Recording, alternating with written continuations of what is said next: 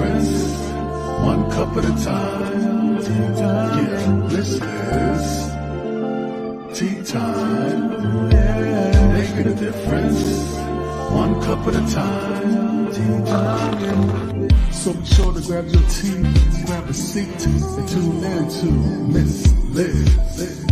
Tea time, making a difference, one cup at a time. Tea time, yeah. Tea time, time.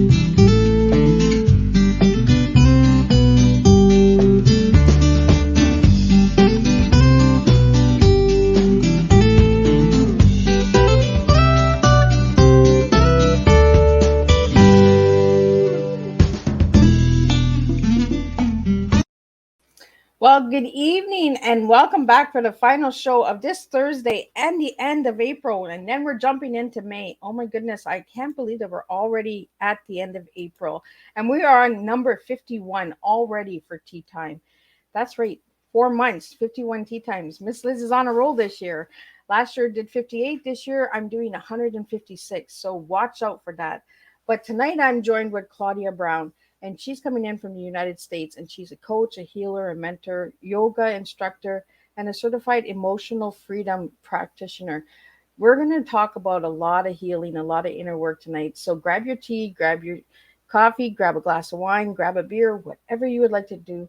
Miss Liz doesn't ask you to drink tea when you're on tea time. Enjoy yourselves and sit back. If you have any questions or comments, throw them into the comment box or send them directly to Miss Liz in her DM and I will get those questions out.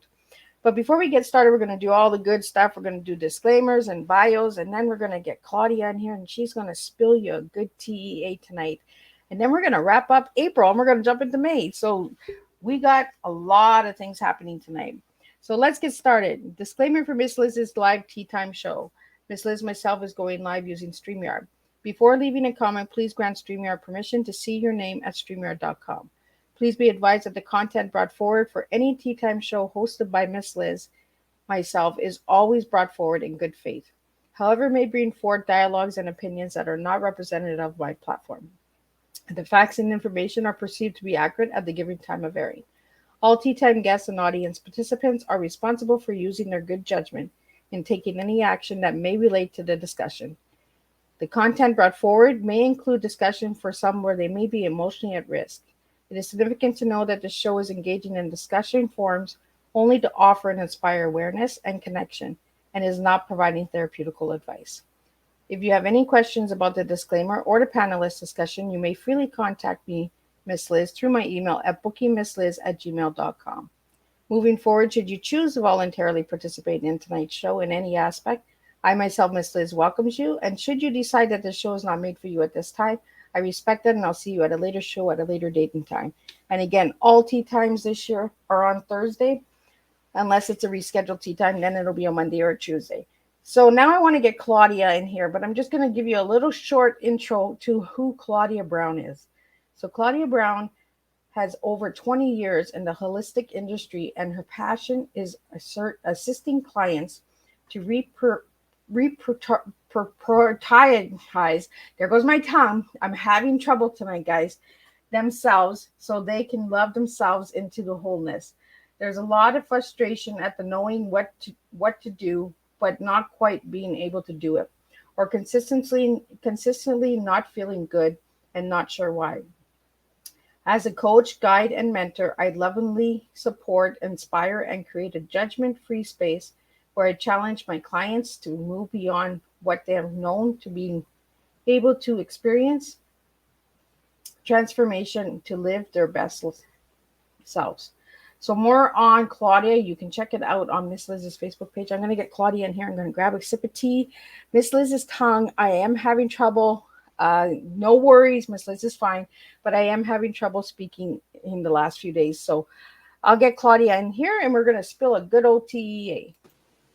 So welcome, Claudia. Thank you for having me, Miss Liz. I'm so glad to be here. So let's get into Claudia. Who was Claudia as a little girl and who is she now?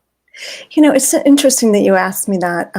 I was actually earlier today, I was at a funeral of a friend of mine, and friend of mine's actually mother, who was my best friend when I was 2 years old. She moved in next door to us. And I was thinking about that experience of being a little girl. I'm the youngest of 4 children. And I was very fortunate because this lady, who is the mother of my best friend, took me in to do whatever they did. I was included, and I'm the youngest by many years. So my siblings had already grown. So I did a lot of stuff on my own. But when my friend moved in, suddenly I had sort of another family and I had more experiences to participate in. So I have been very fortunate in my life. As a little kid, I was very much on my own. So I was pretty independent, but also a creative. And so I feel really lucky that I had that time to explore being on my own. And I was actually talking to my mom about this, just how much freedom we grew up with. Just being able to walk around the neighborhood and walking to friends and all kinds of stuff. And I was a big walker. I love to walk. I love to do art. And that stuff still continues today. So, yeah. Well, thank you for being here. I'm sorry for your loss. Thank you. Thank you. It really means a lot when my guests still come when they have other things, because that just shows how strong we really truly are, right? We have our own things that we're dealing with, but we still show up. And I want to thank you for that, Claudia. My absolute pleasure. Yeah. Yeah. You're so welcome. So, Claudia, what got you into what you're doing today? So it's interesting. I was raised to be at a much more professional business path so I went that route for a while, and but I found it to be quite lacking. And when I was in my probably 20s or so, late 20s, early 30s, I thought I need to do something else, and I went to social work school, and I discovered just the importance of kind of getting more real. And the business world for me had been much more of a do what you're supposed to do. Yeah. And going to social work school was sort of not the thing I was supposed to be doing.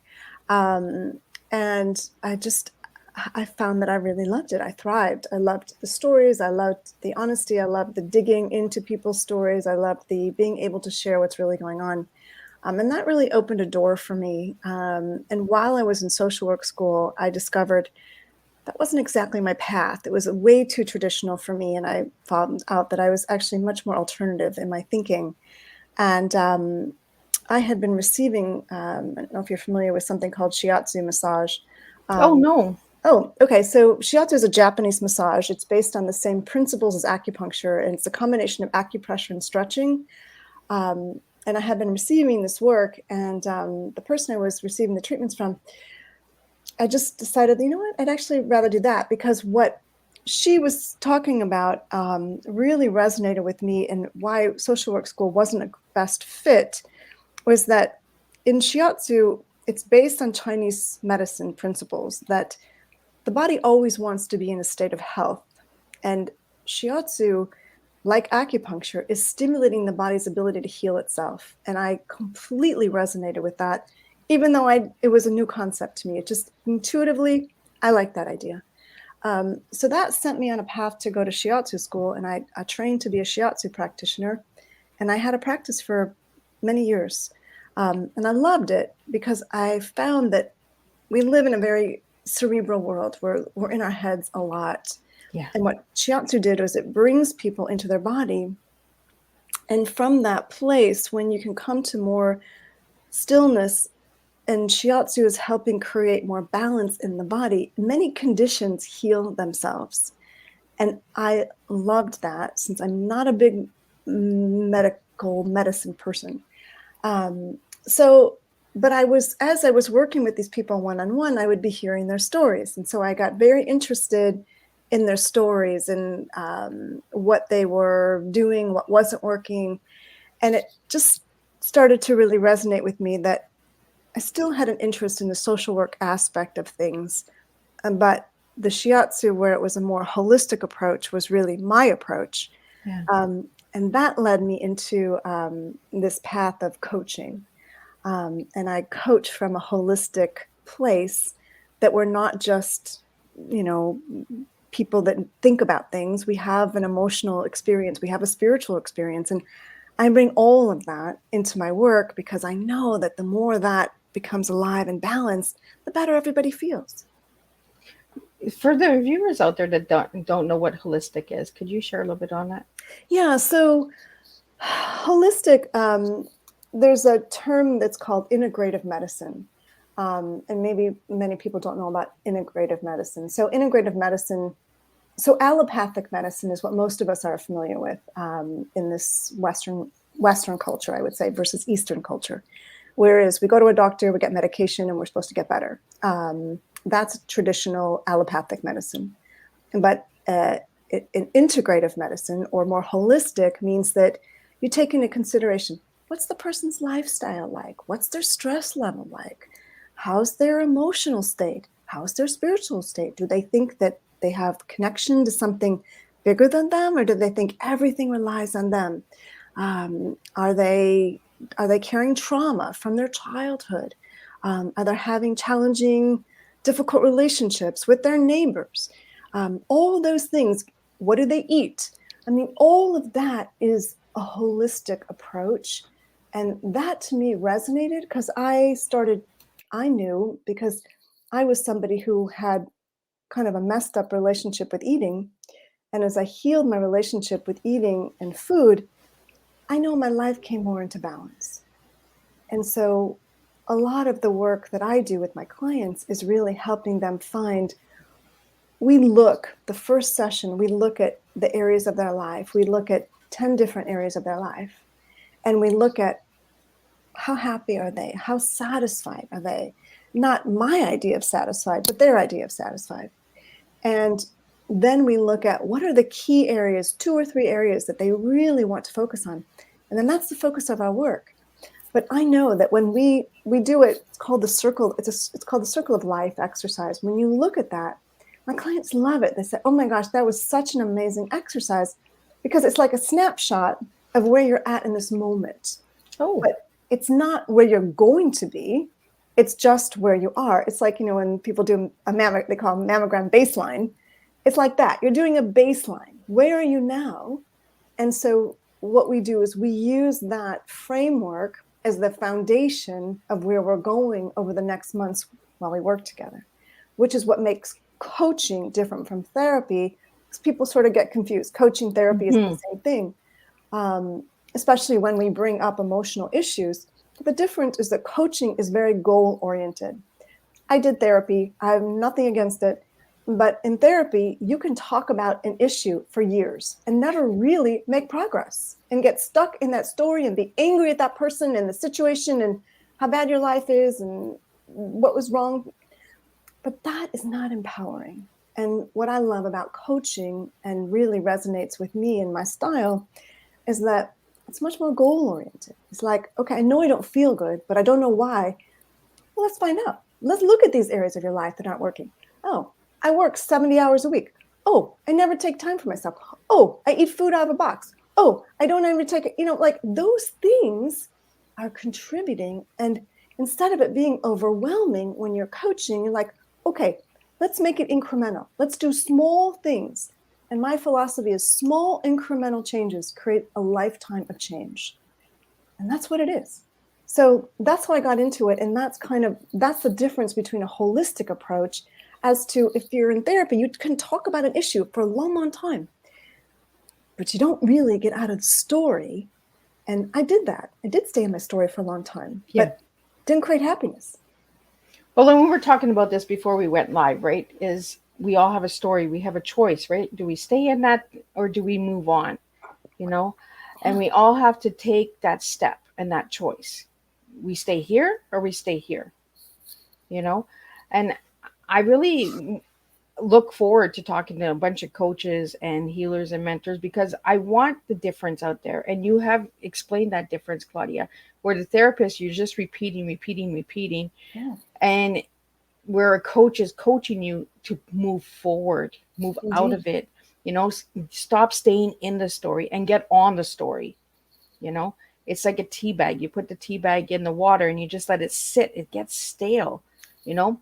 Put the tea bag in, take it out, and put it on the side of the saucer. It's still on the cup. It's still there, but it's moved on. It's moved forward, right?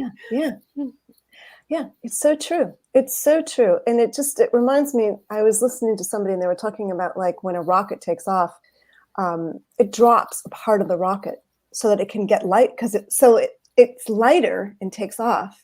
And it's just like your tea bag, as we drop those sandbags that are holding us back, those stories, those old worn out stories that we keep repeating, we get lighter so we can move on. I like that. Drop the sandbags. I like that. Okay. That would make a cool T-shirt, Claudia. Drop the sandbags. All right, I expect I'm going to see that, Miss Liz. Drop the sandbags. Drop the T.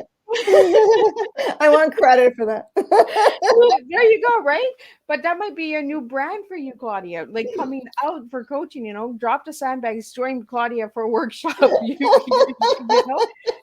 I love it. Sometimes it's right in front of us, but we don't realize it until, other people listen and other people say, hey, this is cool. I like that statement. Claudia, this is all you. You drop those sandbags and I think that would be a cool T-shirt for coaching. I love it. Thank you for that. Thanks for highlighting that. Yeah. I really like when we drop those nuggets, right? We drop those tools and we drop the tips. It's like spilling the tea. We make a mess, but to make a mess, we have to clean the mess, right? That's right. So we have to find, how do we clean the mess? We bring the rag, we bring the mop, there's different solutions, That's right? So that's similar to what you're doing with your coaching and mentoring is you're giving your clients tools and tidbits and you're saying, here, which one do you want? It's so true. It's so true. And similarly to, a similar analogy is that not every strategy is going to work for every situation. Right. So, right, it's like for some you need a sponge, for some you need a rag, for some you need paper towel. It's just like you need to. It depends on what the pot is, right? Exactly. Exactly. So it's the same thing. And I have, a plethora of tools because I know every person, every situation, everybody responds differently.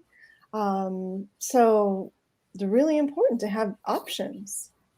So how does it work if somebody wanted to go and see you, Claudia? Like, is it a 10-week program? Is it a year program?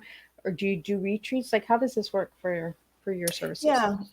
So we usually start with I usually start with an intro session, right? So I get to know somebody initially and just see, am I the right fit for you? So somebody says, yeah, I love what you're about.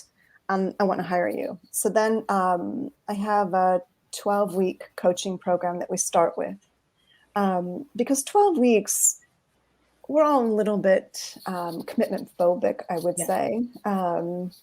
Maybe she can help me. Maybe she can't. I think she can. I'm not sure. 12 weeks is an easy commitment for most of us. And so that's where we start. And during that time, like I said, the first session is a really deep dive. It's kind of like, as you say, spill your tea. It's the same thing. It's like, I am really getting into somebody's story very deeply. And we work together usually at least a couple hours. I work virtually just like this. I work over Zoom. We record the session so everything can be played back. But we go into a deep dive we do the circle of life. We look at what's working, what's not working. We get clear about somebody's why. Why do they want to do this? Because there are times when anyone knows, like, I'm an ex-smoker. I changed my eating habits. I used to drink. There were so many habits I had that did not work in my life. But there's times along the way where it gets hard. So if you don't have a good why, it's very easy to quit. Yeah. And so I really go deep with people. So it's like, what's your why? What's going to keep pulling you forward when you don't like this? You're frustrated. You thought you'd be here, but you're only here. So, and I would say that, you know, it's why what I do works.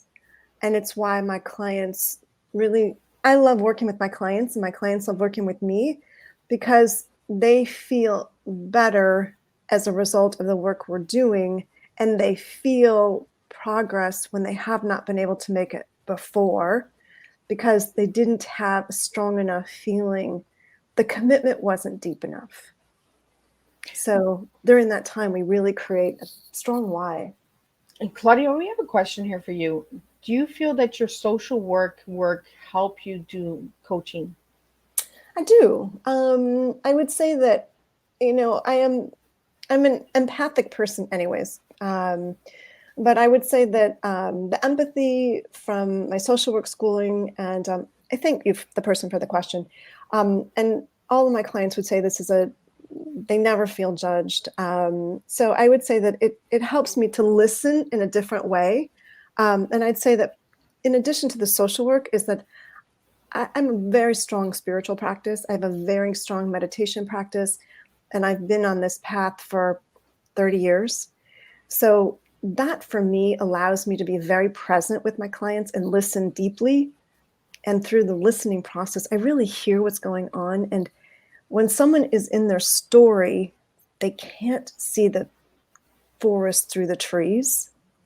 And when you have somebody who's very present with you, it's much easier to get like that thing that you have not been able to get clear on for years. Yeah. So I would say the social work and really my spiritual practice is a huge element in my coaching success, I would say. Well, social work is working with people, right? So you have to have some skills of working with individuals. And social work is also listening to stories and understanding the situation. So it's almost similar, but it's just a different avenue, right? A different flow. So coaching's over here, social work is over here, but the two of them together makes it even stronger. I would agree. And what comes up is a different angle, you know, because the empowerment that you get with the coaching is really life-changing. And it's not to say that some people don't have life-changing experiences in therapy. My experience is that it only could take me so far. And that's what I see. I've worked with many clients who have been in therapy, and then they come with me and they say, I'm hitting things I never hit when I was in therapy. Because of the level of depth that we go. And there's a line that says a teacher cannot take you any further than they've been. And if you have a teacher who's gone through the depths that you've gone through and further on the other side of that, they can take you much further. And that's my experience with the work that we do together, that I do with my clients. Well, you said that your workshops are 12 weeks, right? So after 12 weeks, what happens? Do you refer them to a different service, or do they move on? Do they have tools and tips after the 12 weeks? Everybody's different. You know, I have some clients who say, you know what, I am so good, I got this. I have some clients who say, you know what, I love the results I've gotten. I want to keep working together because we know in 12 weeks we can get so far. And they say, oh my God, I love where I'm at now. I can't imagine where I'm going to be in 12 weeks more. So I have people who stay with me longer. And it just allows us to go deeper. So it's never the end. I've had people who have worked with me for 12 weeks. They said they were good, and then they came back because they wanted to do more work together. So I see it, it's different for every person, I would say. Like I said, I've had people who've worked with me for years because they really love the growth they're getting, and it's just so many areas of their life are changing. And then I have some people who've worked with me for 3 months, 6 months. It really depends on, it also depends on where somebody's at in their life when they come to me. Some people who really feel really stuck and they've got a lot of things they want to work on, it might take a little bit longer. Yeah. But I've got somebody who comes in and is just like, I just want to handle this one area of my life. It's going to go a lot faster. So it really depends. So we have another question for you here. The questions are just coming in. That's great. And Miss Liz only reads the questions that are related to the discussion. I appreciate everyone else sending other questions, but I'm only going to put the questions out that relate to the discussion. So we have a question here. What is an emotional freedom practitioner? Yeah, so an emotional freedom practitioner, it also stands for EFT, and it's people might also know it as tapping. Okay. Yeah. So I'm a certified EFT practitioner, which means that I'm certified to use tapping as a technique to assist people to move through challenges. And EFT, or emotional freedom technique, is a very interesting tool. It was created by a chiropractor, actually, to assist PTSD patients, post-traumatic stress disorder people. And it's a very powerful tool. And what I like about it is that it's fast. It really assists people to get results in a very short period of time. So it really, like, use for example. So sometimes a client come in with they're like obsessed about their boss. I had a client who was like she got a new boss, and she was really obsessed about her boss, that she was concerned that this boss was going to like ruin everything for her. She had a good situation going, but the person made her nervous. She was afraid she was not going to be able to get the things right with her.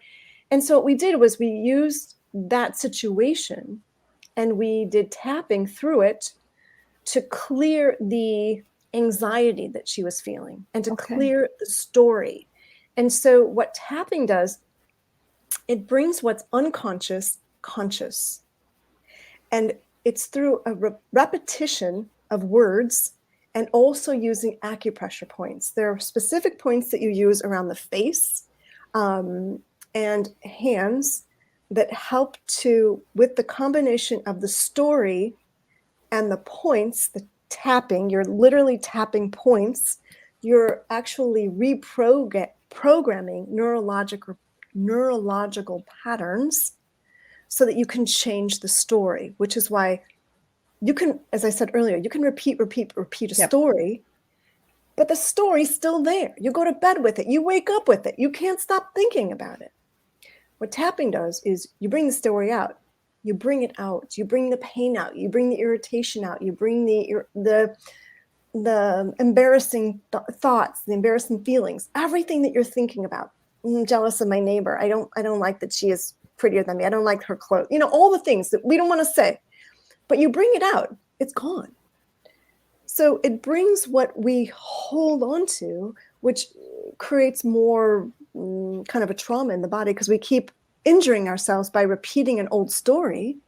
When we clear that story, oh, it's gone. I don't remember what it was. Now what? So EFT is a really powerful tool that I use with my clients when they're in a situation that they're stuck in, or if somebody's trying to make healthy choices. They don't know why they keep stopping for a donut. They don't know why they keep stopping for a cup of coffee. It doesn't agree with their digestive system, whatever it is. Well, those are bad habits, right? And you work with that as well. You take the old and bring into the new, right? That's right. That's right. And habits can be super hard to change, which is why, people make New Year's resolution year after year after year, the same one. Why doesn't it change? Yeah. Because we're programmed to keep doing the same thing. Yeah. I Miss Liz does not make resolutions. I make goals. January 1st is goals. Yeah, it really changes the mindset. When you take something in, because resolutions, you're already self-destructing yourself. You're already putting yourself up for failure, because you're like, oh, well, if I do it, right, it's a resolution. If it doesn't happen, it's okay. Right. But when you set goals, you're actually, no, we have to do it. We have steps to take, and we have to take those hard steps. Even if we're tired and we're in pain, we got to move forward. And that's what healing is about, is we have to move forward through the pain. And it's like tapping the pain away, right? I'm gonna come up with some really good t-shirts for Claudia that she's gonna have our own clothing line. That's what Miss is just gonna create a clothing line for Claudia. Um, Oh, I but love it. I feel that it's related to tea, what you do. It's so related to tea so much because tea, we pack it in, right? We put all of the leaves in to give the flavor. But when that bag rips, we get frustrated. We're like, why did it rip, right? Oh, like now it's going to make a mess. So it's like our life, right? We're that tea bag. And when we rip, we're like, oh, I can't do this. I can't, you know? So I'm going to make Claudia look at tea a different way. Going to be Miss Liz. I'm never going to look at tea the same. And it's funny because I'm a big tea drinker. So I love the analogy. I love the analogy. I think it's a good time to ask you, Claudia, if I give you the word tea, what would you give me? What would you serve me tonight? So a big part of my own life, and really, which really was a jumping off place for my clients to do the work I do with my clients, is transformation. I'm committed to transformation for myself and supporting my clients as well. So I would say number one is transformation. And I would say empowerment, because all of the steps that I offer to my clients and that they take part in for their life are about empowerment. And the A is for awareness, because I talk to my clients a lot about there's something called the 3-step process to change, and it's awareness, acceptance, action. And awareness, a lot of times we're unconscious to what we're doing. And so, which is why tapping is so powerful, is that you're bringing the unconscious conscious. So awareness is key. If we're not, we can go unconscious for years about doing something. Maybe we say something and it's so subtle, we don't even hear it. And then someone says, do you realize that every time you say you're going to do something, you say, well, I'm not very good at this, but I'm going to do this. It's like, interesting. You say that every time you're going to do something. So awareness is key. When we become aware that every time we're going to start something new, we tell ourselves, I'm not very good at this. What are we programming ourselves to be? We're already self-destructing ourselves. Indeed. Indeed. So to me, awareness is so essential to the work I do with my clients, to the work I do for myself. It's like really bringing the unconscious conscious, and it's so subtle. We're all programmed from a very young age and we don't even realize it. And so the more we get onto our programming, could be from our parents, could be from our school, could be from our religious training, whatever it is, but we may not even realize it's not working for us anymore. But we're so programmed, we've been doing it for the last 20, 30, 40, whatever. So awareness is really important to me. Have you ever had a client come up to you and say, Claudia, I can't do it because it's too uncomfortable? I've had clients say that it's hard and that it's challenging. And I've had clients say that I don't know if I can, but I don't know if anyone has really said it's too uncomfortable to do it. And they might have, but they might have done it anyways. Because a lot of the work we do is we deal with the uncomfortable, which you know. Yep. We deal with the uncomfortable until it becomes comfortable. And that's why I asked that question, because a lot of us are scared of the uncomfort, right? Right. And that's why we stay in the systems and the patterns and the cycles, because it's comfort. Right. That's what we're used to.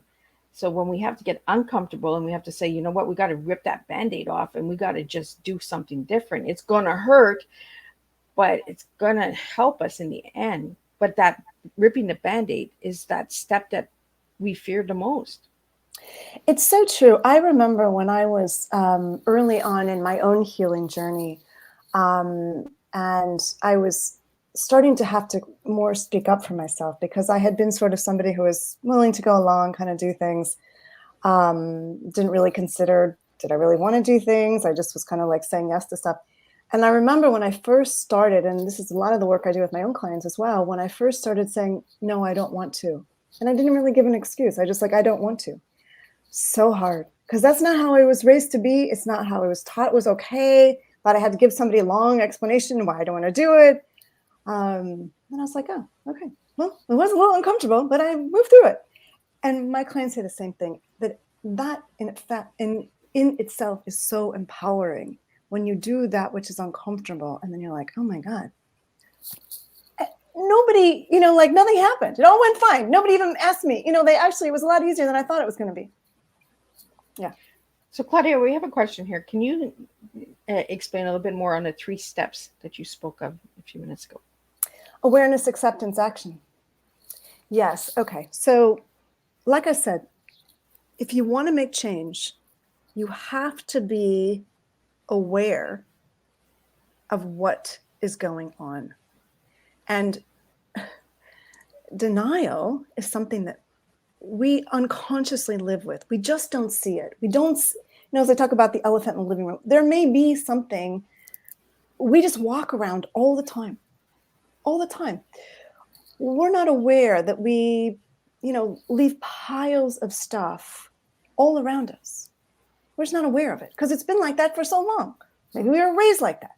Maybe, it's like we just don't see it. So we first have to, it's just an example. We first have to have the awareness. Oh my gosh, I have piles of stuff all around me. Then it's like, oh, awareness. I have piles of stuff all around me. Okay.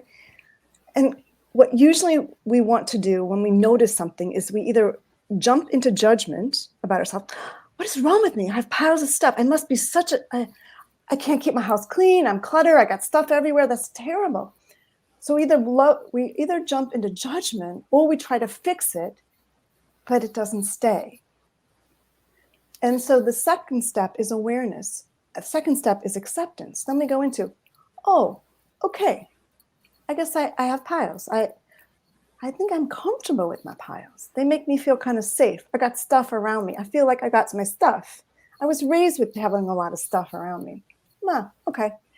So acceptance is so important. And so many times I have done this to myself. My clients have done it where we want to jump over acceptance. Okay, I know what it is. I'm just going to fix it. But we land flat on our face if we don't go to acceptance. And so acceptance really is, it's just like, I accept what is, no judgment. I just accept it. And then we can take action. Then we can go, okay, what are the steps I need to take? I need to look at the fact that I feel a lot of safety with this, but actually it's in my way. I'm having to walk around this stuff all the time. I can't find stuff, so it's not helping me. So that is the important part of this 3-step process that we need to look at. Does that help? I think so. We have another question here. I've never heard of this syndrome, so I'm not even sure if it is a syndrome. But what is the blindfold syndrome? I don't know. I've never heard of it. So thanks for the question. I'm going to have to do some research myself.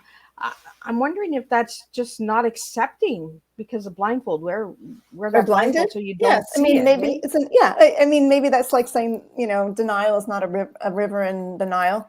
So perhaps that's it. I mean, the blindfold, maybe you just don't look and you jump. I mean, I don't know. You could go many directions here.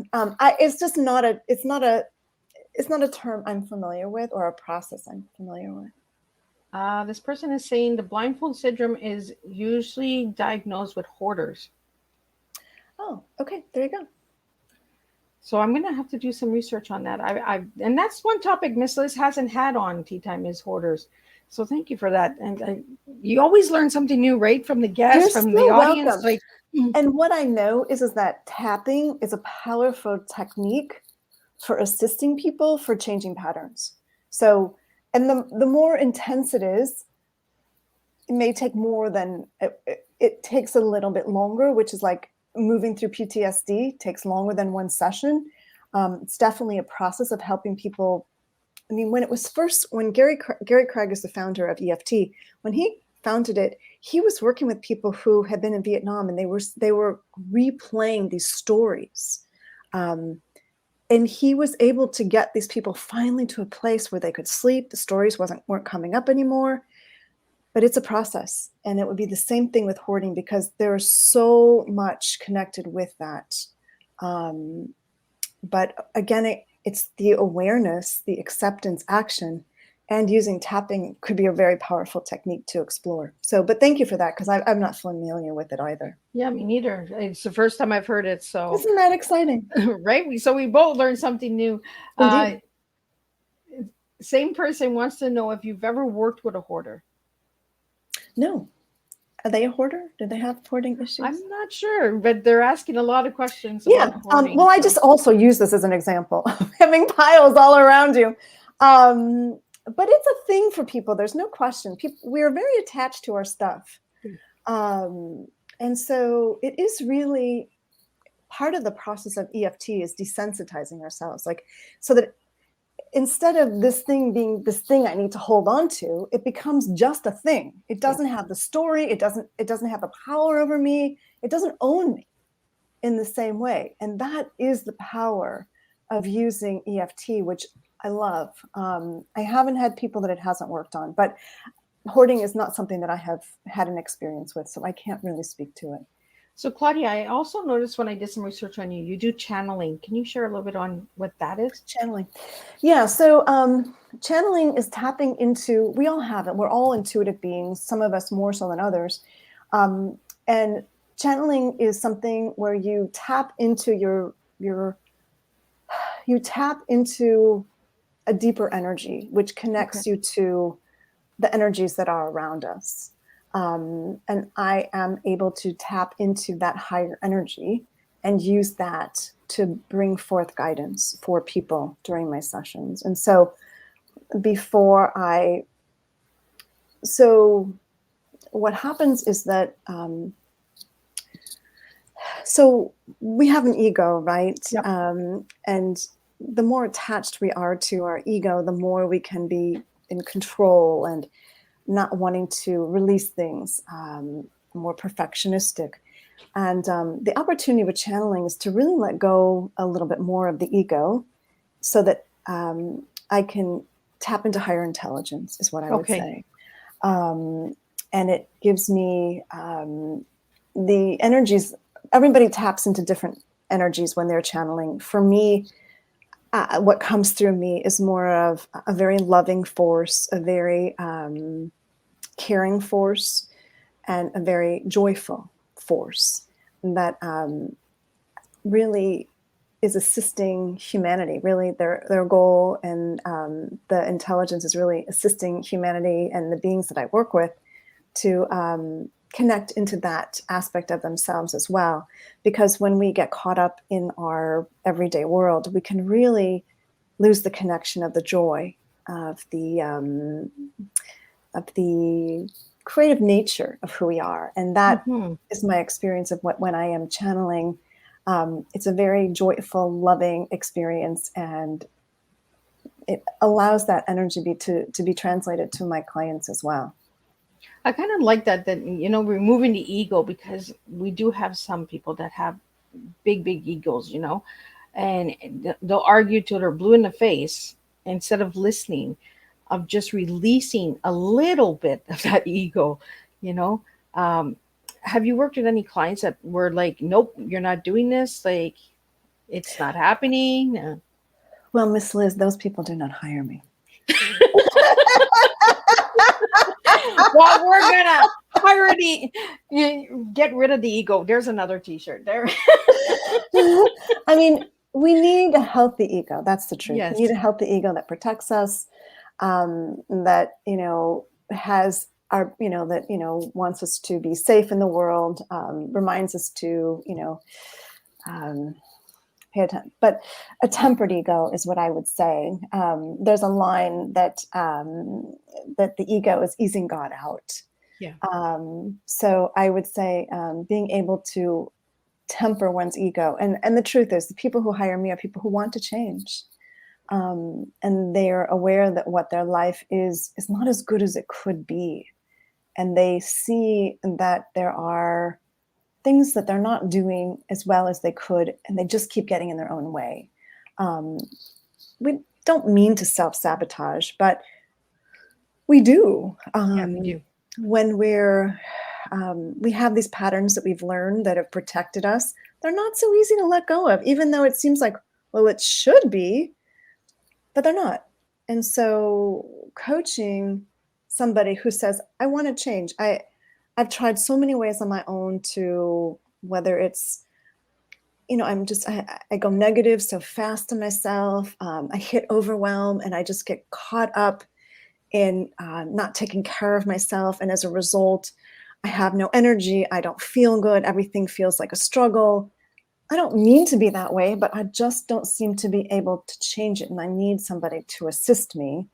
And so to me, that's the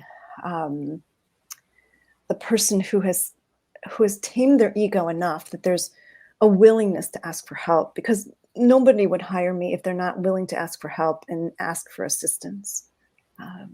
Well, I think that's a good key point too, right? Is we need to ask for help, and it does take some people sometimes, a lot to ask for help, because maybe they feel that they're going to be judged, or the shame or the stigma, we get that a lot with fathers and that, where they want to ask for help and they're like, nope, can't do it, man of the house, there's a lot put on our men. Have you worked with any males? Yeah, Clients? I've worked with men. Yeah, I would agree with you. I've worked with men in all different stages, in graduate school, in working for a company, being a CEO of a company. I've worked with people all along the spectrum. And I would say that they have different challenges than women do. Their thinking process is a little bit different.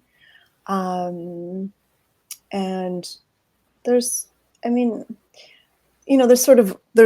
a bit of a role conformity that men have. I mean, women have as well, but it's just a bit different. And so I appreciate the differences. And again, I know that anybody who wants to change can change.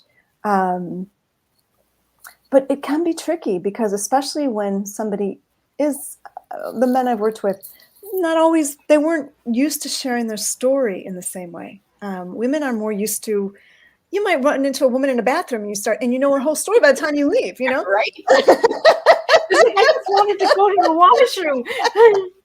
Right? I know you come out, I'm like, oh, We're I know that lady. And they're like, phone numbers and call me. right? Yeah. And they're like, how did you know that? I'm like, well, she just told me. I don't know. We were chatting and that's what happened. Men are less likely to do that. Maybe there's some, but not the men that I know. And most of the men that I've experienced, I mean, for them to share their story as intimately as they are with me is not that familiar or that common to them. But it's very appreciated. And it takes a certain kind of person who's willing to say, I could use some help. Yeah. I want to get into your colors and your one word right now, Claudia. So I asked you what your favorite color was, and you gave me the color green. Why green? Green is growth. Green is spring. Green is renewal. I love green. I love plants, and I love varieties of green.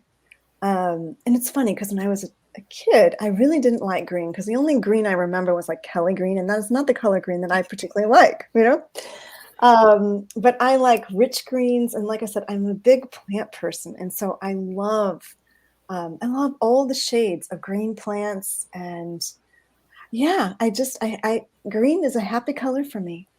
I really like that renewal for green. I've never thought of green as renewal. But the grass, the beginning of the grass, the seeds and growing, right? Seedlings. And the weeds, even the weeds, they're beautiful. We need these weeds in order to give us something to pull out, and take the stress away, because weeding and gardening really does help as well. Oh, so very much. Yeah. I mean, it gives me so much joy to see I've been planting some seeds, and it gives me so much joy to see the little heads pop up. And so, yeah, I very much like green. So are you a big gardener? You know what? I am a container gardener. And I was at the farmer's market last year, and I bought this little tomato plant, and it grew like 6 feet tall. And I was like so proud of my tomato plant. I love to garden. I'm kind of a novice gardener, I would say, but I find it to be super fun. So nothing more thrilling to me than going outside and eating vegetables that you've grown. I love it. Right? Are you? It's like picking the produce that you grew, right? It's the magic of seeing it grow as Oh, well. yeah, yeah. So you're a gardener too? Oh, I love flowers. I love planting the seeds and then they all come up and I'm like, oh, that's such a pretty baby. And then I talk to my plants, I talk to my flowers, I talk to my fruit, my veggies. I give everything and that because I feel that it needs love, right? When we add love to our food and we add love to our flowers and plants, we're actually giving back to the universe. Oh, I couldn't agree more. And it adds more health to your body too. Right? Yeah. And you have a good conversation, it doesn't argue back with you. So I asked you one word to describe yourself, Claudia, and you gave me the word inspiring. Why inspiring? Mm. So I have been told by friends and clients of mine that when they talk to me, they feel inspired, and they feel their own inspiration. So I feel like inspiring is who I want to be. It's what I want to be. I want to be inspired in life. I want to inspire others. I want to be an inspiration. Um, so that's my why about that. Yeah. We have a question here. Can you give me 5 grounding tools? Ooh, that's a 5 good grounding one. tools. That's a good one. All right. Well, truly, I would say gardening is a grounding tool for me. So I truly believe getting your hands in the dirt, getting your feet in the dirt, extremely grounding. Go outside, take your shoes off, go walk in the ground. There's something called literally grounding, and that's exactly what it is. You lay in the ground. Some people say do it do it naked. I mean, the more you've got bare body touching the ground, the more it grounds you. And it is a thing. Actually, you can look it up, grounding. There are grounding mats. I actually have one, and it helps to ground your energy. So that's one for sure. Walk in the forest. That's two. Go walk in the forest. Feel the energy of the trees around you. So grounding.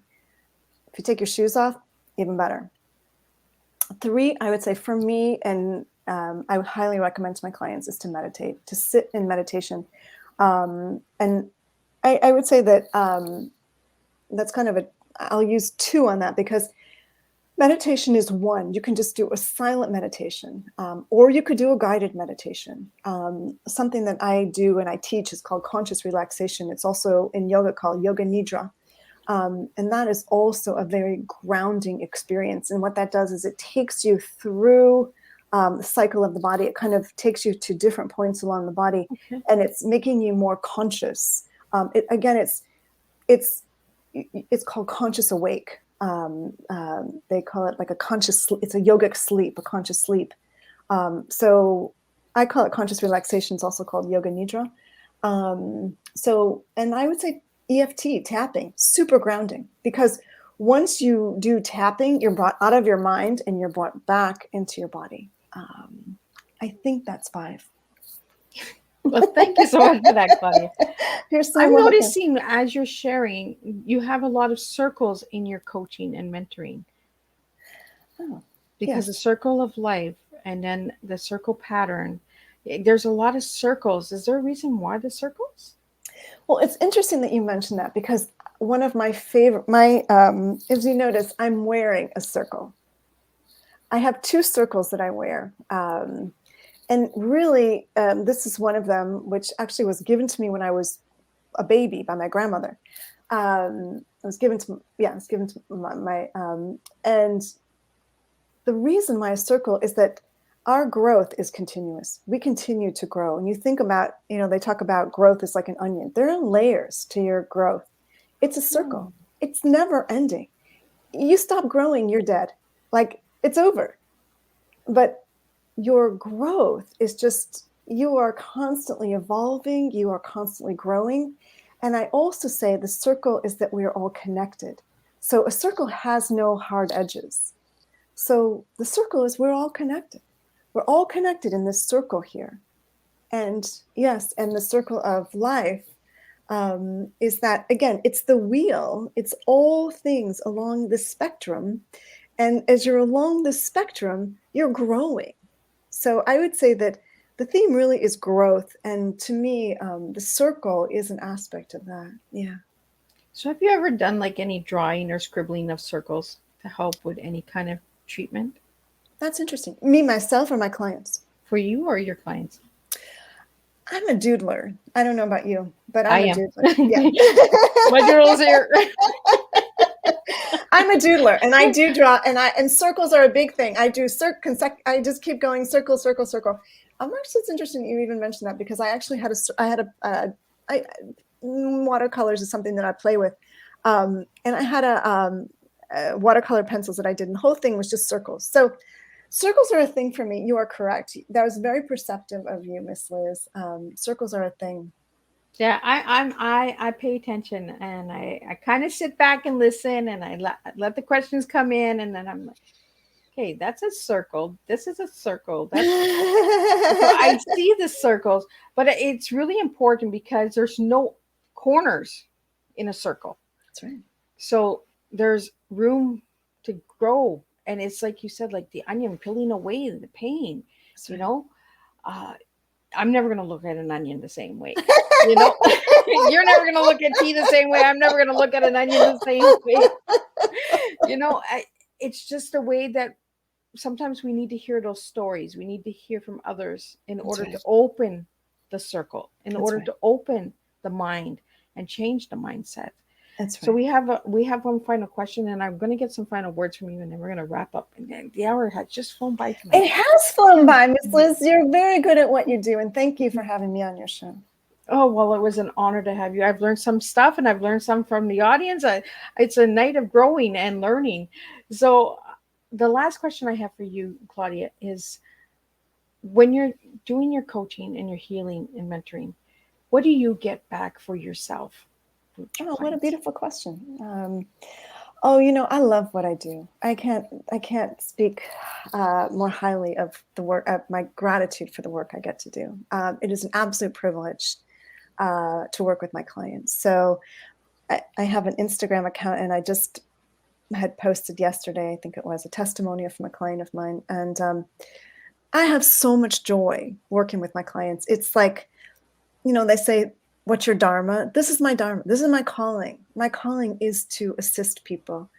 And when I see my clients soaring, happy, my clients like going on this vacation, and we were both saying, you are in the best place to travel than you have ever been in your life. And we've worked together for some time, and I know her quite well, and she knows me very well. And it's a big joy. It gives me so much joy and pleasure to do what I get to. I truly, like I said, I feel like it's a privilege that somebody lets me into their life so intimately, to know every detail, things they would never tell anybody else. And frequently they say, I don't even tell my husband this.